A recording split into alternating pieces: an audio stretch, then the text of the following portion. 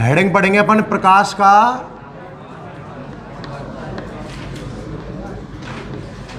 अपवर्तन। सुनिए ध्यान से, बहुत अच्छी हेडिंग है और कॉन्सेप्चुअल भी है ना, कई बातें बहुत काम के आएंगी। मैंने आपको पहले परावर्तन पढ़ाया था और परावर्तन का मतलब क्या था, ये सतह है, प्रकाश किरण आए, टकराए और टकरा करके इस माध्यम में वापस लौट जाए। इस घटना को नाम दिया करते थे अपन परावर्तन। अपवर्तन सुन, ये सतह है जो दो माध्यमों को अलग करती है। ऊपर तो माध्यम नंबर 1 और नीचे है माध्यम नंबर 2। बहुत ध्यान से देखना, कई अच्छे कॉन्सेप्ट बनेंगे इसमें से। हर माध्यम का एक अपवर्तनांक होता है। क्या होता है बेटा? अपवर्तनांक, जिसका प्रतीक है n। पहला माध्यम है तो n1 ले लिया और इसका अपवर्तनांक क्या ले लिया, n2। अब अपवर्तनांक क्या है वो मैं पढ़ा दूंगा, पर फिलहाल पहले समझ। अपवर्तनांक मान ले एज ए रुकावट। एक लड़के को हमने सड़क पर दौड़ाया 5 मिनट, फिर उसी लड़के को एक मिट्टी के खेत में दौड़ाया उतने ही समय, उतनी ही ताकत से, और फिर उसी बच्चे को एक पानी से भरे हुए खेत में दौड़ाया। क्या तीनों माध्यमों में उसके द्वारा तय की गई दूरी बराबर होगी क्या? नहीं। सेम लड़का, सेम टाइम, सेम एनर्जी, फिर भी तीनों में दूरी कैसी कवर करेगा? अलग अलग, क्योंकि हर माध्यम अलग मान की रुकावट पैदा कर रहा है। इस चीज को नाम दिया गया है अपवर्तनांक। क्या नाम दिया गया है? दो माध्यमों को अलग कर रही है। इस सतह का नाम है बेटा अपवर्तक सतह। क्या नाम है इसका? जिस सतह से अपवर्तन करवाना है वो अपवर्तक सतह, और परावर्तन करवाना होता तो परावर्तक सतह। माध्यम नंबर 1, माध्यम नंबर 2, अपवर्तनांक n1, अपवर्तनांक n2। इंटरेस्ट देना। अब इसको पढ़ने से पहले ना एक बात और समझ ले। चल पहले अपवर्तन ही पढ़ ले, फिर समझा दूंगा कारण क्या है उसमें। तो खैर, प्रकाश किरण सीधी रेखा में आई तो इसका नाम क्या बन जाएगा? फिर आपतित किरण। एक एक नाम क्लियर कर। क्या नाम बन जाएगा? आने वाली किरण आपतित किरण। यहां अपवर्तन होने वाला है क्या? एक लाइन सतह के लंबवत रहती है, क्या बोलते हैं बेटा इसको? अभिलंब। और ये वाला कोण आपतन कोण, इंग्लिश में बोलते हैं इंसिडेंट एंगल। आई से स्टार्ट होता है तो प्रतीक क्या बन जाता है? आई। देखो आपने परिभाषा पढ़ी होगी कि जब कोई प्रकाश किरण एक माध्यम से दूसरे माध्यम में प्रवेश करती है, ध्यान से सुनना, जब कोई प्रकाश किरण एक माध्यम से दूसरे माध्यम में प्रवेश करती है तो दोनों माध्यमों को अलग करने वाली सतह पर अपने पथ से विचलित हो जाती है। पढ़ा है क्या? प्रकाश किरण को सीधा जाना चाहिए था, लाला समझियो। अरे सिर्फ परिभाषा तो काम ना चला को समझियो। ये सतह ना होती तो प्रकाश सीधा चलता हो ना, पर जब दूसरे माध्यम प्रवेश करे ना तो कै तो अविलंब से दूर हट जाए, कै अविलंब की ओर मुड़ जाए। इस घटना का नाम है प्रकाश का अपवर्तन। सबसे पहले परिभाषा, फिर समझेंगे ऐसा क्यों हुआ। तो एग्जाम में कई बार आया हुआ है ये क्वेश्चन, प्रकाश के अपवर्तन को परिभाषित कीजिए। परिभाषा बोल देंगे, जब कोई प्रकाश किरण एक माध्यम से दूसरे माध्यम में प्रवेश करती है तो दोनों माध्यमों को अलग करने वाली, या पृथककारी बोल दीजिए, सतह पर मूल दिशा से अरे पानी लेकर नहीं जाना दोनों माध्यमों को अलग करने वाली सतह पर अपनी मूल दिशा से विचलित हो जाती है। यह घटना प्रकाश का अपवर्तन कहलाती है। मेन कारण क्या है? सुन ध्यान से, लाला वापस समझ दूसरे तरीका से। इससे अपवर्तन करवाना है ना तो क्या नाम दे दे इसको? देखा मुंह पे बोल दे करो, अपवर्तक सतह। ऊपर माध्यम नंबर 1, n1 क्या है इसका? अपवर्तनांक।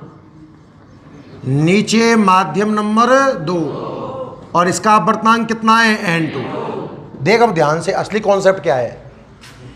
आपने निर्वात में प्रकाश की चाल पढ़ी है? निर्वात में प्रकाश की चाल का प्रतीक होता है बेटा C, और इसकी वैल्यू होती है 3 गुना 8, लगभग है, एग्जैक्ट नहीं है, ध्यान रखना है ना। प्रकाश की चाल होती है 3 गुना 10 की पावर 8 मीटर पर सेकंड। पर याद रहे ये चाल कहाँ होती है? कहाँ होती है? अलग अलग माध्यमों में चाल निकालनी पड़ जाए ना, तो एक सूत्र है, अच्छे से याद कर लेना आज, C बराबर NV। कौन सूत्र याद करना है? C का चीज है निर्वात में प्रकाश की चाल 3 गुना 10 की घात 8, और विशेष इंपॉर्टेंट N का चीज है। निकाल रो देख रहे हो यार, माध्यम का अपवर्तनांक, और ये V का चीज है V, माध्यम में प्रकाश की चाल। रख दे माध्यम में प्रकाश की चाल, तो यहां से V निकाल सकता है। V सूत्र का आवेगा C/N। लाला ई पोर्शन समझ में आयो कि ना आयो? बेटा दोबारा देखना, असली कॉन्सेप्ट बहुत शानदार चीज है, थोड़ा दिमाग लगाओ, बस 5 मिनट। आपसे अगर कोई प्रकाश की चाल पूछता है तो आप भक्के बोलें 3 गुना 10 की घात 8, पर याद रखना वो चाल किसमें है? किसमें है? अलग अलग माध्यमों में प्रकाश की चाल अलग अलग होती है। क्यों अलग अलग माध्यमों में चाल अलग अलग क्यों होती है? हाँ, हर माध्यम का अपवर्तनांक कैसा है? माध्यम में प्रकाश की चाल का सूत्र क्या है?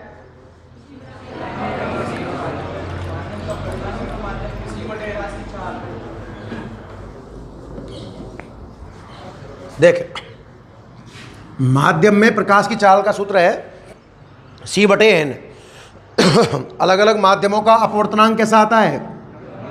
अरे N कैसा होता है हर माध्यम का अलग अलग? एक आध दो माध्यम के मैं लिखा दूं। देख, निर्वात की अगर बात करता है, एक वायु की बात करता है, वायु की 1.008, जल की बात कर दे, जल की, लाला आवाज मत करो बेटा, सुन लो, बहुत काम चीज पढ़ा रहा हूं, 1.33 या 4/3। कांच की बात कर ले, कांच की 1.550 लिख दे, 3/2। एन डायमंड की बात कर ले 2.42, याद हो जाएंगे क्या आंकड़े? अरे 2-3 अपवर्तनांक देखो, हालांकि वो प्रश्न में देता है, क्वेश्चन में देखो प्रश्न में दिया गया है तो ठीक है, बाई चांस ना दे तो फिर ये काम में लेने। निर्वात के लिए अपवर्तनांक कितना आता है? वायु के लिए इसमें दिख रहा है क्या पूरा? थोड़ी पीछे कर।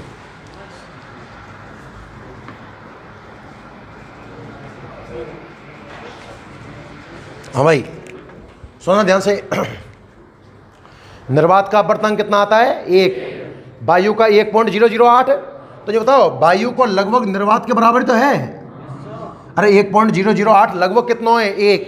या कि हमारे वायु और निर्वात एक ही मान लिए गए हैं, पर याद रखियो वास्तव में तो वायु में अलग होता है और निर्वात में कैसा होता है? अलग। पर अब वायु और निर्वात की बात आ जाए तो लगभग कैसा मान लेना है? बराबर।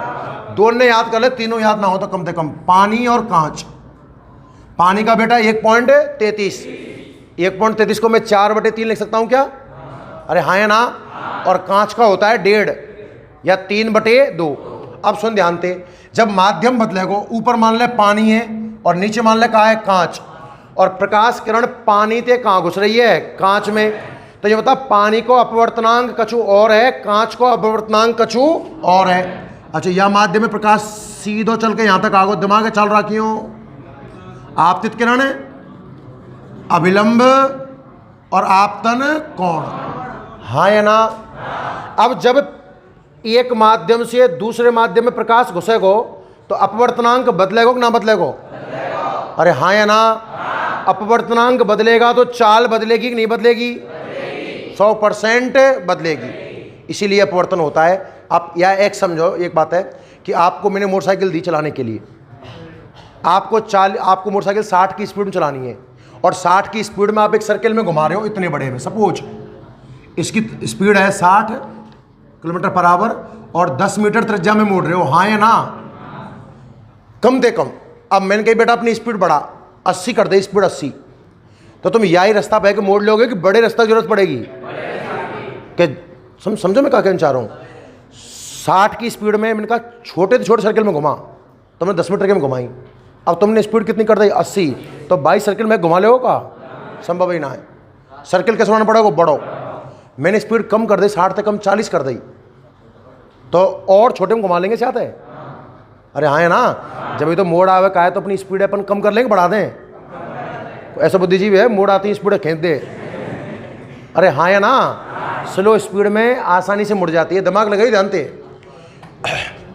जो स्पीड यहां थी, दिमाग लगे भाई, अगर वही स्पीड नीचे होती तो फिर इसको मुड़ने से मतलब ही नहीं था, सीधा निकलना चाहिए था। अरे हाँ या ना? पर जब बेटा प्रकाश एक माध्यम से दूसरे माध्यम में गए हो, या को अपवर्तनांक या को अपवर्तनांक अलग अलग है, अपवर्तनांक अलग अलग है तो चाल अलग अलग होगी नहीं होगी? अरे हाँ या ना? बढ़ेगी क्या घटेगी? बढ़ सके और घट सके, तो क्या पता बढ़ेगी? अरे हाँ है ना? वो तो डिपेंड करेगा एन पर।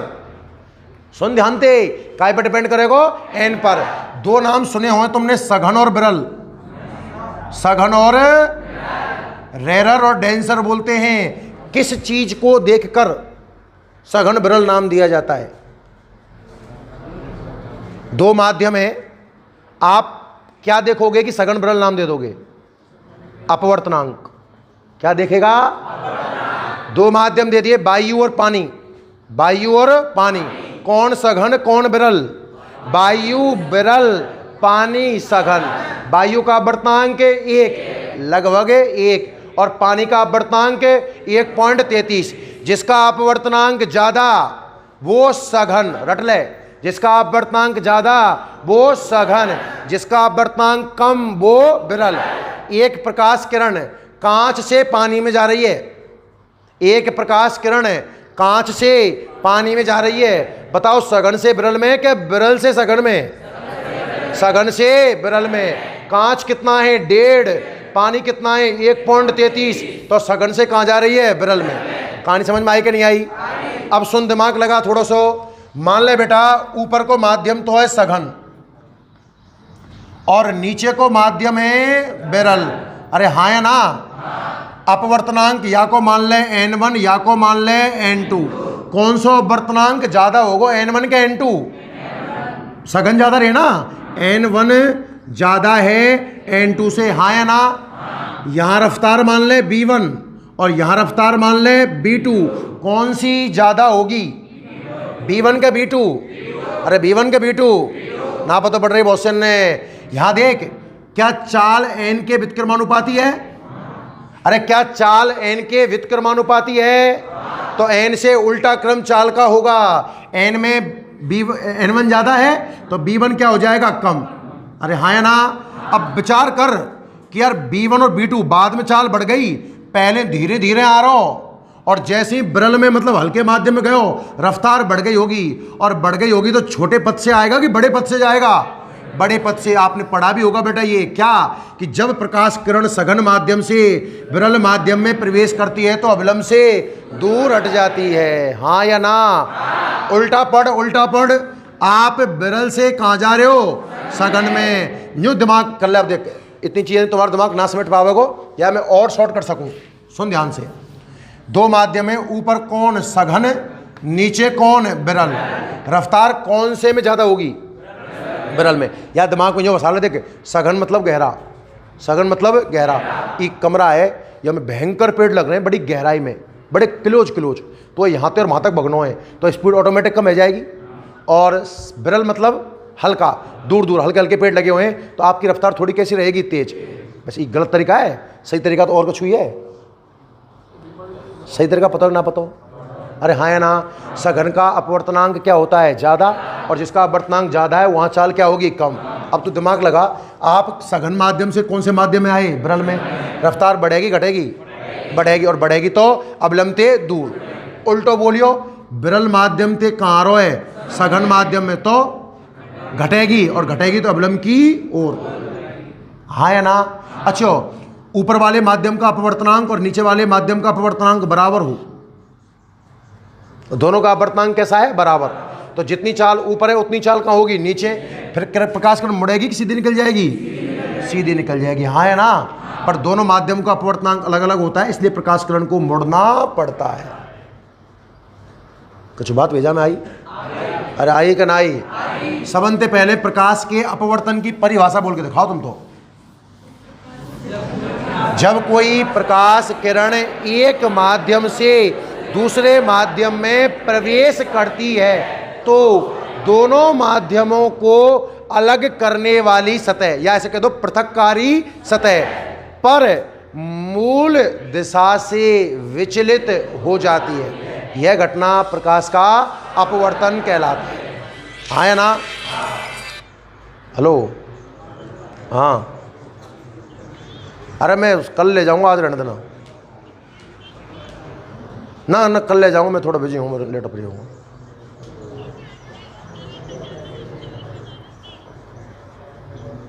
चल मैं कॉल कर लूँगा, फिर रख लीजिए। ठीक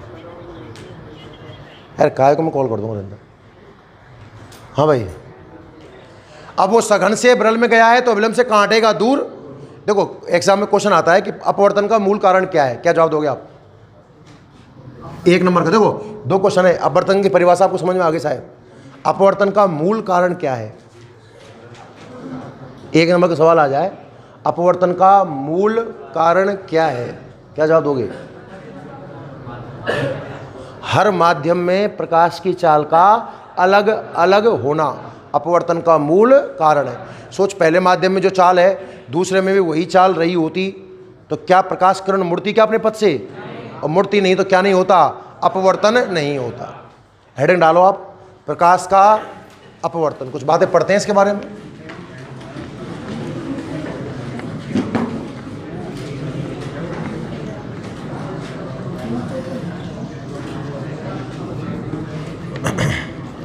लिखो भाई, जब प्रकाश किरण, अरे आवाज नहीं, जब प्रकाश किरण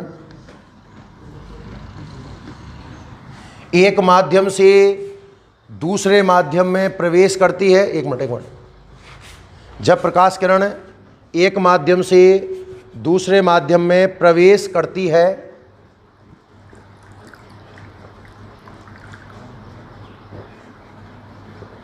तो जब प्रकाश किरण एक माध्यम से दूसरे माध्यम में प्रवेश करती है तो दोनों माध्यमों को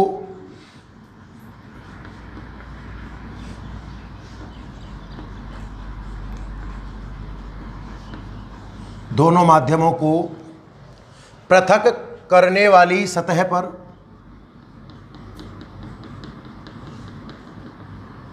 जब प्रकाश किरण एक माध्यम से दूसरे माध्यम में प्रवेश करती है तो दोनों माध्यमों को पृथक करने वाली सतह पर अपनी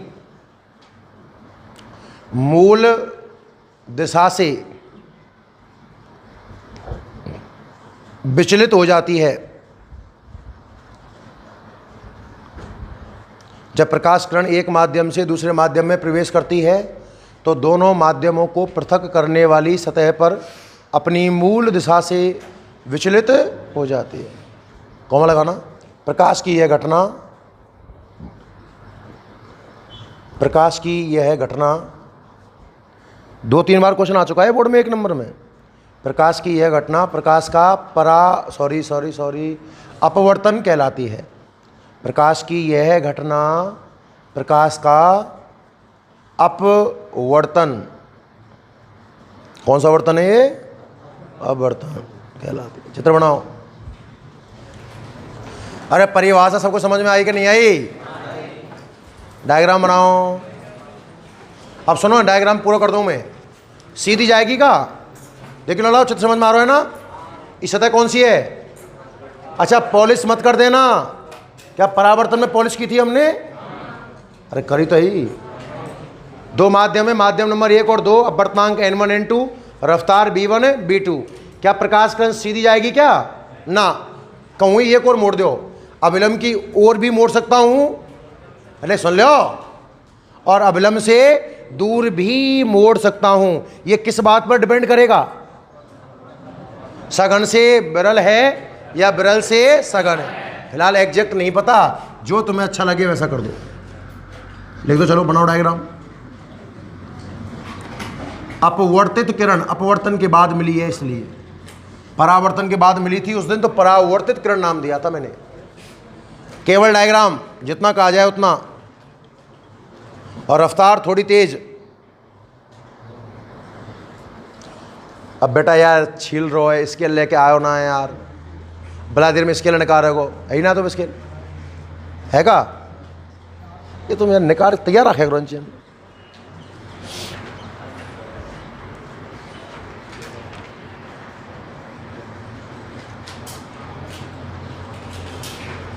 हो गया?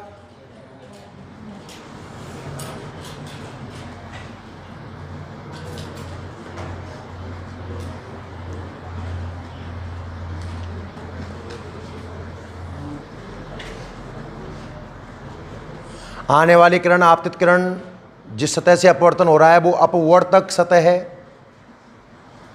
अपवर्तन के बाद जो मिल रही है वो अपवर्तित किरण। आपतन कोण आई और अपवर्तन कोण कहाँ सीखे हमें?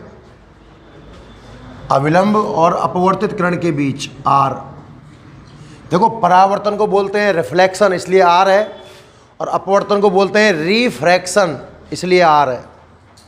दोनों आर आर है ना। किसने कहा दोनों कोण बराबर होते हैं? इसमें परावर्तन में होते हैं, परावर्तन में होते हैं बेटा। अपवर्तन में दोनों कोण बराबर हो जाएंगे तो चक्कर पड़ जाएगा। अरे दोनों कोण बराबर होती तो किरण सीधी नहीं निकलती का? बराबर तो है ही ना सके। क्लियर? हेडिंग लिखिए, अपवर्तन के नियम।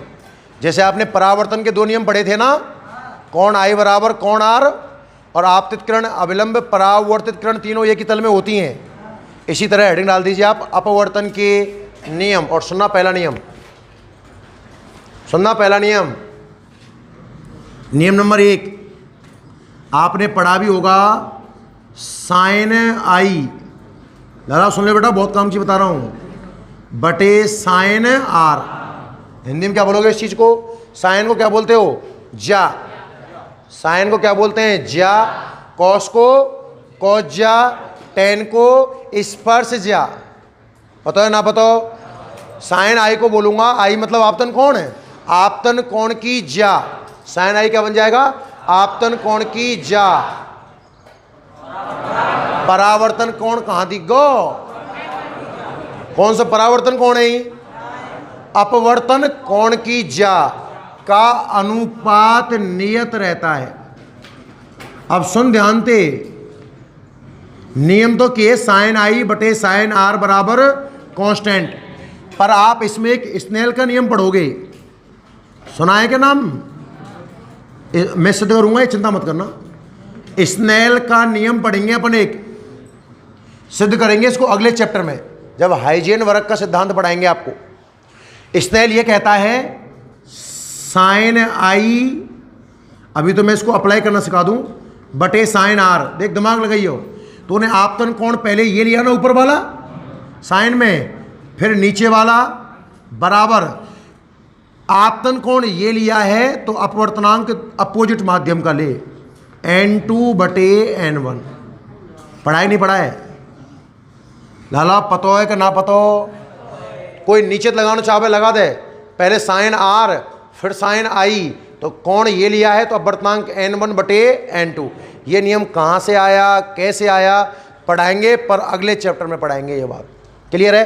फिलहाल तो नियम पढ़ना है। तो पहला नियम पता है क्या बन गया?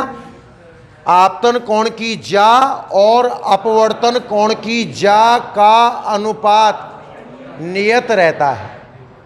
और दूसरा नियम आपको पता ही होना चाहिए, आपतित किरण अविलंब अपवर्तित, वहां परावर्तित नाम दिया था, तीनों एक ही तल में होती हैं। लिख दोनों नियम। नियम नंबर 1 लिखो, आपतन कोण की ज्या, साइन को ज्या बोलते हैं, आपतन कोण की ज्या तथा अपवर्तित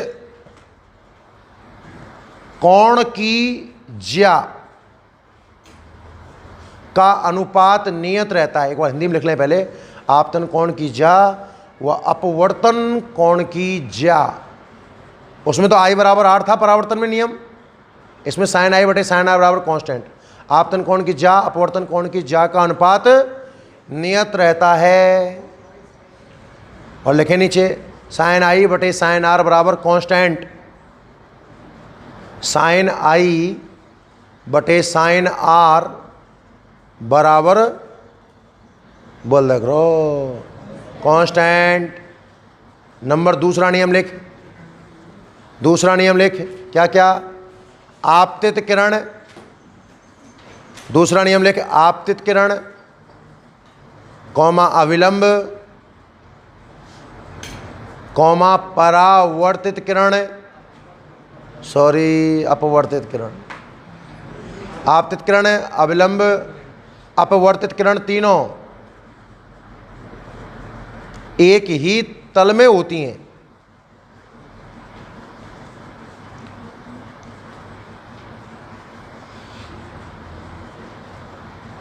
कहानी समझ में आई क्या? ना आई?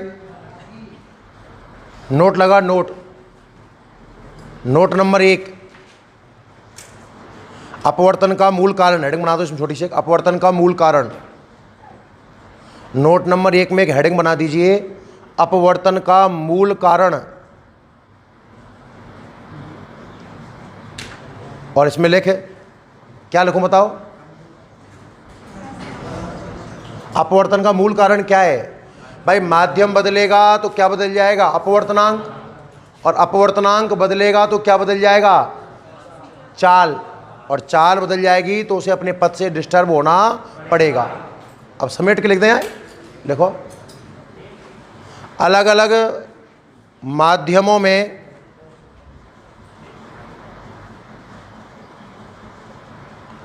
पूरे लिख रहे तुम यार, शॉर्ट मत लिखो, ऐसा करो, ऐसे लिखो, अलग अलग माध्यमों के अपवर्तनांक अलग अलग होने के कारण, अलग अलग माध्यमों के अपवर्तनांक अलग अलग होने के कारण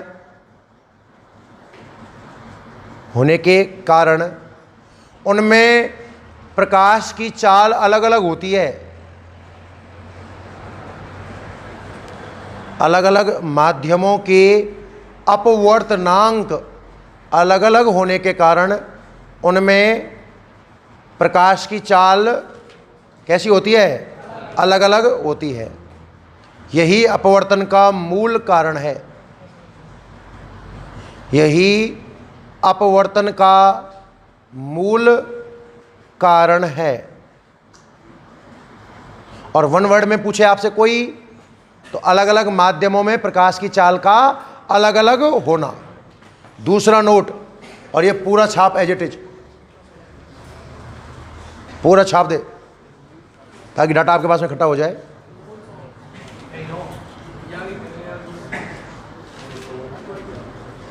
दूसरा नोट लेते, निर्वात में प्रकाश की चाल, स्टैंडर्ड सिंबल है C, capital C, C equal to 3 × 10⁸ metre पर सेकेंड। सी याद हो गया?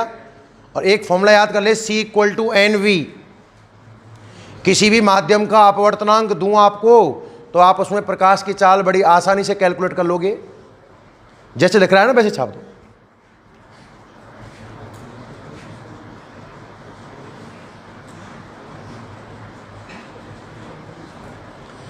N माध्यम का अपवर्तनांक है, रिफ्रैक्टिव इंडेक्स बोलते हैं इसको, और V माध्यम में प्रकाश की चाल है, तो V का सूत्र बना लो C/N, और 2-4 N की वैल्यू याद कर लेना, स्टैंडर्ड है इसलिए। हालांकि क्वेश्चन में दी जाएगी आपको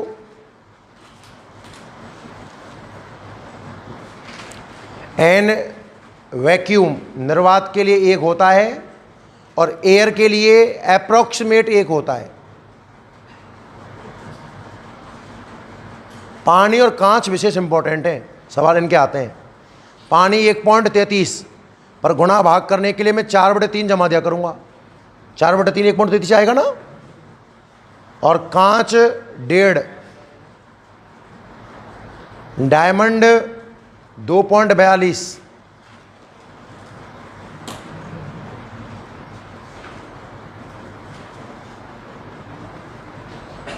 अरे बात समझ में आ रही है नहीं आ रही?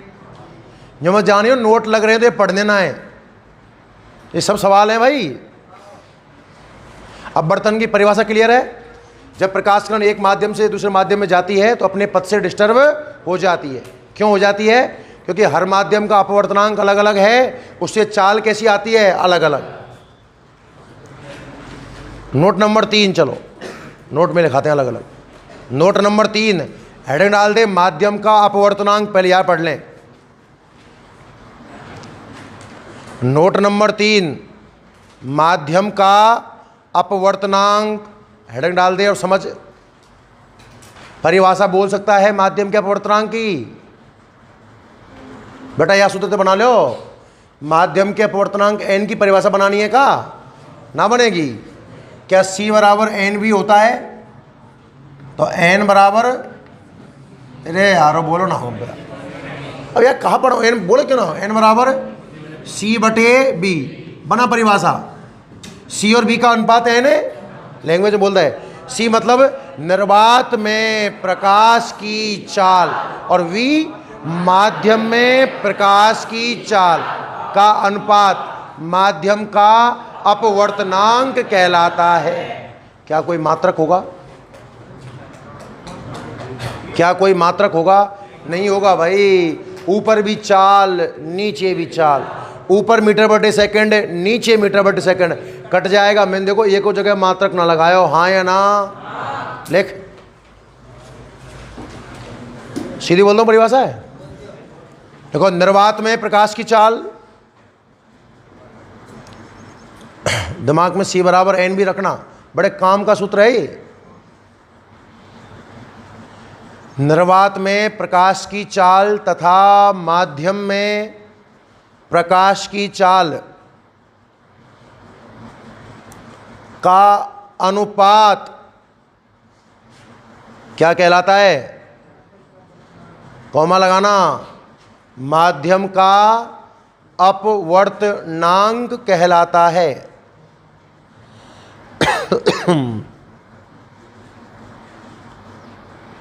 सूत्र लिख दे, n बराबर C/V, और डैश लगा। यह है मात्रकहीन वह विमाहीन राशि है, ना यूनिट है ना डायमेंशन है। मात्रकहीन वह विमाहीन राशि है। यहां तक की कहानी समझ में आई कि नहीं आई? अरे हाँ या ना? अब एक कॉन्सेप्ट और समझ ध्यान से, बेटा बोर्ड पे देखना एक बार। अरे काफ़ी इजी है। ऑप्टिक्स जितना, देखो ऑप्टिक्स एक बार समझ में आने लग गए ना आपको, क्लास स्टार्ट करी थी उस दिन कहा था मैंने आपको ये बात कि अगर आपने तरीके से समझा और क्लास नहीं छोड़ी, 100% जिम्मेदारी है, क्लास में पूरा याद हो जाएगा। और अगर बेटा क्लास बीच में छोड़ छोड़ के नहीं तो कितने को दम लगा लीजो, नहीं कन्फ्यूज रहेंगे कि प्लस आवेगा क्या, गारंटी है। यहां तक की कहानी क्लियर है कि नहीं? पहले बताओ, पहले समझते, पहले परावर्तन की परिभाषा पढ़ी अपन ने। प्रकाश किरण एक माध्यम से दूसरे माध्यम में प्रवेश करती है, दोनों माध्यमों को पृथक करने वाली सतह पर मूल दिशा से विचलित हो जाती है। यह घटना प्रकाश का अपवर्तन। दो नियम बढ़े, साइन I/sin r बराबर कांस्टेंट, आपतित, अविलंब, अपवर्तित, तीनों एक तल में होंगी। फिर कछु नोट लगाए। नोट नंबर 1 में क्या लिखायो? कारण, अपवर्तन का मूल कारण। अलग अलग माध्यमों में चाल का अलग अलग होना अपवर्तन का मूल कारण है। दूसरे में डाटा लिखा हुआ मैंने, सी निर्वात में प्रकाश की चाल 3 गुना 10 की घात 8, और माध्यम के लिए सी बराबर एन भी याद करवाया, 2-4 अपवर्तनांक भी याद करवाए, फिर माध्यम का अपवर्तनांक पढ़ा। अब एक कॉन्सेप्ट और समझ ध्यान से, सघन विरल वाला। एक तो मैंने आपको समझा दिया एक तरीके से, तो बेटा ध्यान से देखियो, ऊपर माध्यम है सघन और नीचे माध्यम है विरल, और ये प्रकाश किरण आ रही है। अब इसमें उल्टा ले रहा हूं, ऊपर लाला आवाज नहीं, विरल और नीचे सघन, ये प्रकाश किरण आ रही है। अब खेल समझ ध्यान से, क्या ये अविलंब हो गया? प्रकाश किरण सीधो निकलना चाहिए, हाँ है ना, पर अपवर्तन होगा इसलिए मुड़ेगी कि ना मुड़ेगी? मुड़ेगी। याऊ में यहाँ अविलंब हो गया, सीधी निकलती, पर अब ऐसा लग नहीं रहा है। दिमाग लगा, इसका अपवर्तनांक मान ले n1 और इसका अपवर्तनांक मान ले n2। बता अविलंब से दूर हटेगी कि पास मुड़ेगी? सघनते विरल, विरल मतलब रफ्तार बढ़ गई होगी तो कैसे हटेगी? दूर। मैं सिद्ध कर दूंगा, यह बात है। एक तरीका तुम्हें समझ में आएगा। अब मैं देखो लॉजिक से प्रूफ करता हूँ, दिमाग लगाना। क्या ये वाला कोण आई होगा अपना? अरे हाँ है ना, ई सघन है और ई विरल है, जाहिर सी बात है n1 ज़्यादा होगा n2 से, क्योंकि सघन विरल की परिभाषा क्या कहती है? जिसका अपवर्तनांक ज़्यादा वो सघन, जिसका अपवर्तनांक कम वो विरल। अच्छा, आप स्नेल लगा बेटा, स्नेल ना, सुने ऐसा कर, n2 बटे n1, स्नेल में याद है ना, साइन आई बटे साइन आर बराबर क्या होता है? n2 बटे n1। तो दोनों पक्षों में n1 को भाग दीजो, n1 को भाग दे के देख, n1 का भाग देने पर क्या यहाँ एक आ जाएगा, एक, और यहाँ आ जाएगा n2 बटे n1। नहीं बोले करो बेटा, हाँ या ना? और क्या मैं n2 जगह नहीं है, यहाँ लिखता हूँ, एक तो यही है, n2 बटे n1 की जगह पर साइन आई बटे साइन आर जमा दो क्या? ऐसा मत समझो यार, ऐसा तुम फंस जाओगे। दूसरे तरीके से, पहले स्नेल लगा, लाला आवाज नहीं बेटा, स्नेल के नियम से, या वो मैं ऐड करवा दूंगा एक पॉइंट बना के, स्नेल के नियम से बोल, स्नेल को नियम बोल, साइन आई बटे साइन आर बराबर n2 बटे n1। आप तन कौन ये लिया है तो अपवर्तनांक ये लेना होगा, चूंकि आवाज ना आ जाए लालाओ, n1 ज़्यादा है कि n2 ज़्यादा है? अरे n1 ज़्यादा है कि n2 ज़्यादा है?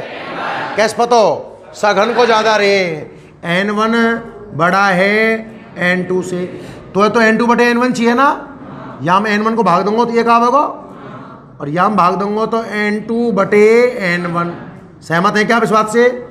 देख यहाँ एक है तो रहता है एक, ग्रेटर देन, क्या n2 बटे n1 की जगह पर मैं साइन आई बटे साइन आर लिख सकता हूँ क्या? वज गुना कर, sine r greater than sine i, sine ते साइन कट गो तो आर ग्रेटर देन आई। क्या कह रही है ये लाइन? अपवर्तन कोण आपतन कोण से बड़ा होगा। दिमाग लगाइयो, ई रेखा सीधी आ रही है ना, सीधी आ जाए तो ई अपवर्तन कोण और ई बराबर होंगे कि ना होंगे? सीट साइड में कौन है से, अभी कौन बढ़ेगा तो दूर हटेगी कि पास आवेगी?